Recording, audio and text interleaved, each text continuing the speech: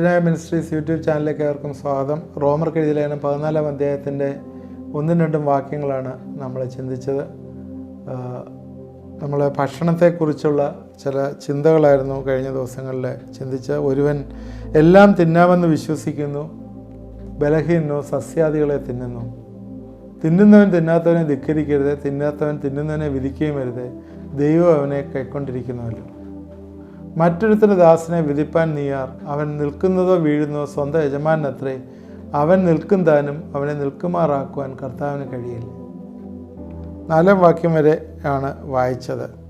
ഭക്ഷണത്തെക്കുറിച്ച് വീണ്ടും പറയുകയാണ്.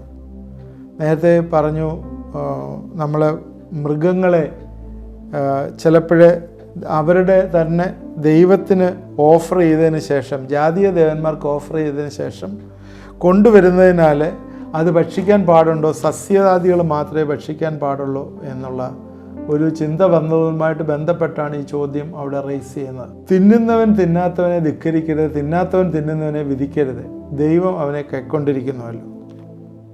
ഇവിടെ കാണുന്നത് എന്താണെന്ന് വെച്ചാൽ, ഒരാളിനെ മറ്റൊരാൾ വിധിക്കാനോ അയാളെ തള്ളിക്കളയാനോ പാടില്ല. എന്നുവെച്ചാൽ മാംസബുക്ക് സസ്യബുക്കിനെ തുച്ഛീകരിക്കാൻ പാടില്ല, സസ്യബുക്ക് മാംസബുക്കിനെ വിമർശിക്കാനും പാടില്ല. ഇത് രണ്ടും തെറ്റാണ്. സസ്യബുക്കെന്നോ മാംസബുക്കെന്നോ നോക്കാതെ ദൈവം ഇരുവരെയും അംഗീകരിച്ചിരിക്കുന്നു. ഇങ്ങനെയുള്ള കാര്യങ്ങൾ വരുന്നതിൻ്റെ കാരണം എന്താണെന്ന് ചോദിച്ചാൽ, ഇപ്പം നമുക്കറിയാം, ഈ യഹൂദന്മാർ കോഷർ ഫുഡാണ് കഴിക്കുന്നത്. അത് ജ്യൂസ് കഴിക്കുന്നതാണ്, അത് അവരുടെ പ്രമാണത്തിൽ പറഞ്ഞിരിക്കുന്നതാണ് അവർ കഴിക്കുന്നത്. യഹൂദന്മാർ അതുകൊണ്ട് ജാതികളോടൊപ്പം കഴിക്കുക പോലുമില്ല. കാരണം അവർ ഏത് ടൈപ്പ് ഫുഡാണ് ജാതികൾ ഉണ്ടാക്കുന്നതെന്ന് അറിയത്തില്ലല്ലോ. അതുകൊണ്ട് യഹൂദന്മാർ ജാതികളിലേക്ക് പോയി ഭക്ഷണം കഴിക്കുകയില്ല. പത്രോസ് യഹൂദനല്ലാത്തവരുടെ ആരുടെയും വീട്ടിൽ പോയി ഭക്ഷണം കഴിക്കുകയില്ല. അങ്ങനെ ഇരുന്നപ്പോഴാണ് ഒരിക്കൽ ഭയങ്കരമായിട്ട് വിശപ്പും ദാഹവും ഒക്കെ പത്രോസിന് വന്നപ്പോഴേ ദൈവം ഒരു ദർശനം കൊടുക്കുകയാണ്. എന്താണ്? ഒരു തുപ്പട്ടി ഇറങ്ങി വരുന്നു, പല വിധമായിട്ടുള്ള ഇഴജാതികൾ വരെയൊക്കെ അതിനകത്തുണ്ട്, അതിനെയൊക്കെ അറുത്ത് കഴിക്കാൻ പറഞ്ഞു. അപ്പോൾ പത്രോസ് എന്ന് പറഞ്ഞാൽ, ഞങ്ങൾ കോഷർ ഫുഡേ കഴിക്കുള്ളൂ, ഞങ്ങൾ ഇങ്ങനെയുള്ളതൊന്നും കഴിക്കത്തില്ല എന്ന് പറഞ്ഞപ്പോഴേ അവിടുന്ന് ദൈവത്തിൻ്റെ ശബ്ദം വന്നു, ദൈവം ശുദ്ധീകരിച്ചത് നീ മലിനമെന്ന് കരുതരുത് എന്ന് ദൈവത്തിൻ്റെ ശബ്ദം വന്നു. പുതിയ നിയമത്തിലെ ദൈവം ശുദ്ധീകരിച്ചിരിക്കുകയാണ്. അതുകൊണ്ട് എന്താ സംഭവിക്കുന്നത്? അവന് ആരുടെ ഒരിക്കൽ പോലും പത്രോസ് ഭക്ഷണം കഴിക്കുകയില്ല. അതുകൊണ്ട് എന്താണ്? ജാതികളുടെ സുവിശേഷം പിടിച്ചു വച്ചിരിക്കുക.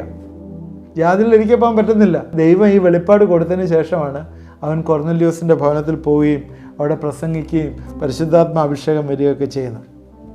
ലേവ്യ പുസ്തകത്തിൽ പറയുന്നുണ്ട്, പഴയ നിയമത്തിലെ പിളർന്ന കുളമ്പ് ഏതൊക്കെയാണ്, ശുദ്ധിയുള്ള മൃഗങ്ങൾ ഏതൊക്കെയാണ്, പന്നിയെ കഴിക്കാൻ പാടില്ല, ഇങ്ങനെയൊക്കെയുള്ള കാര്യങ്ങൾ അതിനെക്കുറിച്ച് പറയുന്നുണ്ട്. യഹൂദന്മാരുടെ നേരത്തെ പറഞ്ഞ പോലെ ഹോഷർ ഫുഡും, മുസ്ലിങ്ങൾ ഭക്ഷണം കഴിക്കുന്ന ഏതാ ഹലാൽ ഫുഡും ഹോഷർ ഫുഡും, ഇങ്ങനെയുള്ള ഫുഡുകളൊക്കെ ഉണ്ട്. ഓക്കെ. എന്നാൽ പുതിയ നിയമത്തിൽ ഇങ്ങനെയുള്ള ഫുഡൊന്നുമില്ല. ജാതികളിൽ കഴിക്കുന്ന ദൈവത്തിൻ്റെ സന്നിധിയിൽ ഇതെല്ലാം മാറി, പുതിയ നിയമത്തോട് വന്നുകൂടി എല്ലാം മാറി, എല്ലാം കഴിക്കാം. എന്ന് പറഞ്ഞാൽ മനുഷ്യന് കുഴപ്പമൊന്നും ഉണ്ടാക്കാത്ത ഭക്ഷണങ്ങളെല്ലാം കഴിക്കാം. ഇപ്പം സയൻസ് പ്രൂവ് ചെയ്ത് പറഞ്ഞിരിക്കുന്ന ഫാറ്റൻഡ് കാഫിനേക്കാളും നല്ലതാണ് പോർക്കിൻ്റെ ഇറച്ചി എന്നാണ് പറയുന്നത്. പന്നിയെ കഴിക്കാൻ പാടില്ലെന്നല്ലേ പറഞ്ഞത്. ഇപ്പോൾ പന്നിയാണ് ഏറ്റവും ബെസ്റ്റായിട്ടുള്ള ഫുഡായിട്ട് തീർന്നിരിക്കുന്നത്. അതുകൊണ്ട് എന്ത് കഴിക്കും എന്നുള്ള ഒരു കാര്യം, തിന്നുന്നവൻ തിന്നാത്തവനെ വിധിക്കരുത്, ദൈവം അവനെ കൈക്കൊണ്ടിരിക്കുന്നു. അതുകൊണ്ട് മറ്റൊരുത്തൻ്റെ ദാസനെ വിധിപ്പാൻ നീയാർ, അവൻ നിൽക്കുന്നോ വീഴുന്നതോ സ്വന്തം യജമാനത്രേ, അവൻ നിൽക്കും താനും അവനെ നിൽക്കുമാർ കർത്താവിന് കഴിയില്ല. ഇതേ കാര്യം ആണ് പിന്നീടുള്ള ദിവസത്തെക്കുറിച്ച് പറയുന്നത്. ആദ്യം ഡയറ്റിനെ കുറിച്ച് പറഞ്ഞു. ഇങ്ങനെയുള്ള ഡയറ്റ് നമ്മൾ കഴിക്കാൻ പാടുള്ളൂ, അത് വെജിറ്റേറിയൻ തന്നെ കഴിക്കണം, എന്നാൽ നോൺ വെജ് കഴിക്കാൻ പാടില്ല എന്നൊക്കെയുള്ള തെറ്റായിട്ടുള്ള ചിന്തകളൊക്കെ മാറണം എന്ന് പറഞ്ഞു. ഇത് കഴിഞ്ഞിട്ട് അടുത്ത കാര്യം ഇതാണ്, ഒരുവൻ ഒരു ദിവസത്തേക്കാൾ മറ്റൊരു ദിവസത്തെ മാനിക്കുന്നു, വേറൊരുവൻ സകല ദിവസങ്ങളെയും മാനിക്കുന്നു. ഓരോരുത്തൻ താൻ്റെ മനസ്സിൽ ഉറച്ചിരിക്കട്ടെ. ദിവസത്തെ ആദരിക്കുന്നവൻ കർത്താവിനായി ആദരിക്കുന്നു, തിന്നുന്നവൻ കർത്താവിനായി തിന്നുന്നു, അവൻ ദൈവത്തെ സ്തുതിക്കുന്നല്ലോ, തിന്നാത്തവൻ കർത്താവിനായി തിന്നാതിരിക്കുന്നു, അവനും ദൈവത്തെ സ്തുതിക്കുന്നുവല്ലോ. ഈ ദിവസത്തെക്കുറിച്ചും ഇതുപോലുള്ള ചിന്തകളുണ്ട്. ദിവസത്തെക്കുറിച്ച് മനുഷ്യനെ ചില ദിവസങ്ങൾ പ്രത്യേകത കാണുന്ന ആൾക്കാർ. യഹൂദന്മാരെ സംബന്ധിച്ചിടത്തോളം അവർ ശബത്ത് 7-ാം ദിവസം ആചരിക്കുകയാണ്. അതിൻ്റെ കൽപ്പന പുറപ്പാട് പുസ്തകം 20-8 മുതൽ 11 വാക്യങ്ങൾ യഹൂദനോട് പറഞ്ഞിട്ടുണ്ട്. മോശയുടെ കൽപ്പന. അതുകൊണ്ട് ശബത്ത് നാളിനെ അവർ ശുദ്ധീകരിക്കും. ഇന്നും ശബത്ത് ആചരണം അവരുടെ ഇടയിലുണ്ട്. എന്നാൽ ക്രിസ്തീയ സമൂഹത്തിലേക്ക് വരുമ്പോൾ ശബത്തിനെ കുറിച്ചുള്ള ഡിസ്കഷൻസ് ഒരുപാടുണ്ട്. ഇന്നും ശബത്ത് ആചരണം ഒരു തർക്ക വിഷയമായി നിൽക്കുകയാണ്. ഇവിടെ അത് പൗലോസ് പറയാണ്, ഒരുവൻ ഒരു ദിവസത്തേക്കാൾ മറ്റൊരു ദിവസത്തെ മാനിക്കുന്നു, വേറൊരുവൻ എല്ലാ ദിവസവും മാനിക്കുന്നു. ഉൽപ്പത്തി പുസ്തകം 2-ാം അധ്യായത്തിൽ ദൈവം സൃഷ്ടിച്ചതിന് ശേഷം 7-ാം ദിവസത്തെ ശുദ്ധീകരിച്ചു റെസ്റ്റ് ഡേ ആയിട്ട് മാറ്റിയതായിട്ട് നമ്മൾ കാണുന്നു. ഓക്കെ, അത് മാത്രമേ പറയുന്നുള്ളൂ. 7-ാം ദിവസം ശുദ്ധീകരിച്ചു, ഇത് റെസ്റ്റ് ഡേ ആയിട്ട് മാറ്റി എന്നേ കാണുന്നു. എന്നാൽ ശബത്തിനെ കുറിച്ചുള്ള ഏറ്റവും നല്ലൊരു വിശദീകരണം എബ്രായർക്ക് എഴുതിയ ലേഖനം 4-ാം അധ്യായത്തിലുണ്ട്. അതെന്താണ് എഴുതിയിരിക്കുന്നത്? ശബത്ത് മുഴുവൻ കർത്താവിൽ കൂടി നിവർത്തി വന്നു, എന്നാൽ കർത്താവ് ആ പ്രവൃത്തി അവൻ സാധിപ്പിച്ചു. പുതിയ നിയമത്തിലെ ഒരു പൊരുളിൻ്റെ നിഴലായിരുന്നു അത്. എന്ന് പറഞ്ഞാൽ രക്ഷിക്കപ്പെട്ട ഒരു ദൈവ പൈതലിന് ശബത്തിൻ്റെ അനുഭവത്തിലാണ് ജീവിക്കുന്നത്. യേശുക്രിസ്തുവിൽ കൂടി അത് ഫുൾഫിൽ ചെയ്തതിനാൽ രക്ഷിക്കപ്പെട്ട ഒരു ദൈവ പൈതൽ ശബത്തിൻ്റെ അനുഭവത്തിലാണ് ജീവിക്കുന്നത്. അവൻ എല്ലാ ദിവസവും ശബത്താണ്. ശബത്ത് ഇന്നും ഒരു അനുഭവമാണ്. ശബത്തൊരു ഒബ്സർവർ അല്ല, ഒരു അനുഭവമാണ്. അതുകൊണ്ട് ഒരു പർട്ടിക്കുലർ ഡേ അല്ല ശബത്ത് എന്ന് പറയുന്നത്. എന്നാൽ അപ്പോസ്തലന്മാരുടെ കാലത്ത് 7-ാം ദിനത്തിലോ 1-ാം ദിനത്തിലോ ശബത്ത് ദിനം എന്ന അംഗീകരണം നൽകപ്പെട്ടിരുന്നില്ല എന്ന് അനുമാനിക്കണം. ആദിമസഭയുടെ സ്ഥാപനത്തിലെ ആഴ്ചവട്ടത്തിൻ്റെ 1-ാം നാളിലെ ആചരണത്തിൻ്റെ പ്രശ്നം ഇതിന് ബാധകമല്ല എന്ന് നാം ഓർത്തിരിക്കുക. അതുകൊണ്ട് എന്താണ്, യേശുക്രിസ്തു ഉയർത്ത ദിവസം, ആ ദിവസമായിട്ടാണ് ശബത്തല്ല വർഷിപ്പ് ഡേ ആയിട്ട് ആചരിക്കുന്നത്. അത് അപ്പോസ്തല പ്രവൃത്തി 20:7 വാക്യം. 1 കൊരിന്ത്യർ 16:2 പറയുന്നുണ്ട്. അതിൽ ഞാൻ വായിച്ച് കേൾപ്പിക്കാം. റെവലേഷൻസ് 1:10 പറയുന്നു.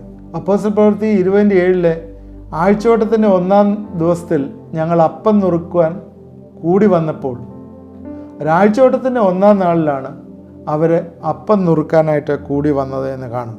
ആദിമസഭ അങ്ങനെയാണ് ആചരിച്ചത്. ഈ ശബത്തല്ല ഈ പറയുന്നത്.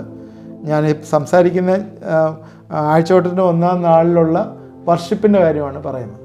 1 കൊരിന്ത്യർ 16:2 ഞാൻ വന്ന ശേഷം മാത്രം ശേഖരം ഉണ്ടാകേണ്ടതിന് ആഴ്ചവട്ടത്തിൻ്റെ 1-ാം നാൾ തോറും ഓരോരുത്തൻ തനിക്ക് കഴിവുള്ളത് ചരിച്ച് തൻ്റെ പക്കൽ വെച്ചോളാണ്. അതായത് ഈ ഓഫറിങ് എടുക്കുന്നൊരു ദിവസം ആഴ്ചവട്ടത്തിൻ്റെ 1-ാം നാൾ തോറും ആയിരുന്നു അന്ന് ചേരുന്നത്. വെളിപ്പാട് 1:10 കർത്ത ദിവസത്തിൽ ഞാൻ ആത്മവിവശനായി എന്നെഴുതിയിട്ടുണ്ട്. യോഹന്നാൻ കർത്ത ദിവസത്തിൽ ആത്മവിവശനായി. ഇതെല്ലാം എന്താണ് കാണിക്കുക? കർത്ത ദിവസം, ആഴ്ചവട്ടത്തിൻ്റെ 1-ാം നാൾ, ഇതൊക്കെ സഭയായിട്ട് കൂടി ആരാധിക്കാനായിട്ടുള്ളൊരു ദിവസമായിട്ട് വേർതിരിച്ചതാണ്. എന്നാൽ ശബത്ത് ആചരണമൊന്നും ഇപ്പോഴില്ല. ക്രിസ്ത്യാനിയെ സംബന്ധിച്ചിടത്തോളം, വീണ്ടെടുക്കപ്പെട്ട ദൈവവേദനയെ സംബന്ധിച്ചിടത്തോളം ശബത്തിൻ്റെ അനുഭവത്തിലാണ് ജീവിക്കുന്നത്. അതുകൊണ്ട് ഇത് പ്രകാരം ഒരു ദിവസം നല്ല ദിവസമാണ്, വേറൊരു ദിവസം മോശ ദിവസമാണ് എന്നൊന്നും പറയാനായിട്ടില്ല.